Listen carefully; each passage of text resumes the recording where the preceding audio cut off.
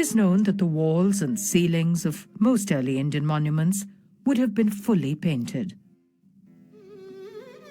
A distinctive feature of the caves and temples of this period are the elaborately carved ceiling panels, as we see in Cave 2 here.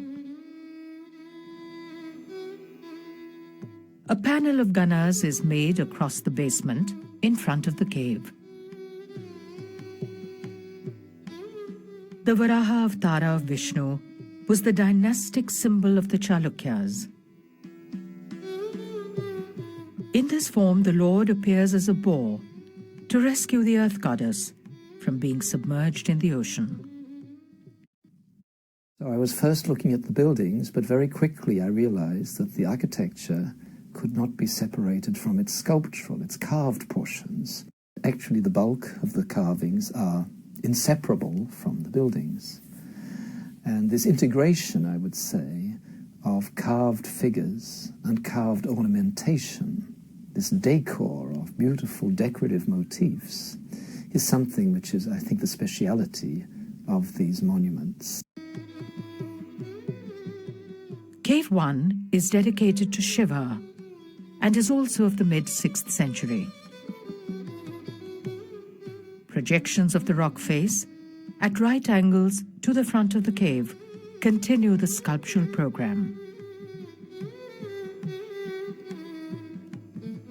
To the right of the entrance is a magnificent depiction of the Nataraja, Shiva in the cosmic dance.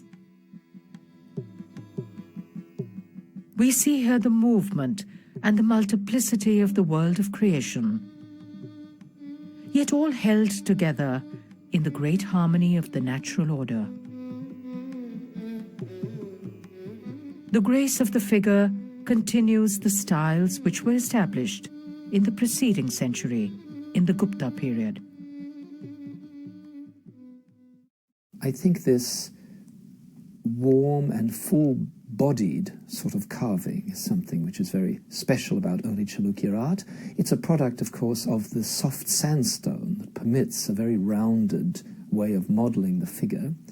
The expressions on the faces are rather otherworldly. You feel that however violent or however active the figures may be, the expressions are in another world.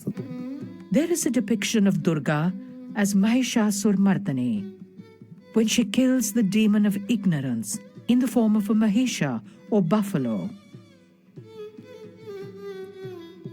The large buffalo appears like a toy in her hands.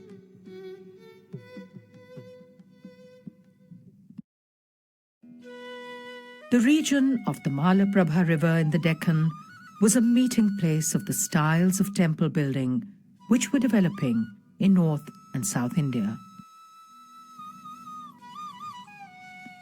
While temples of other regions have been lost, examples are preserved here because little or no building has taken place in later times.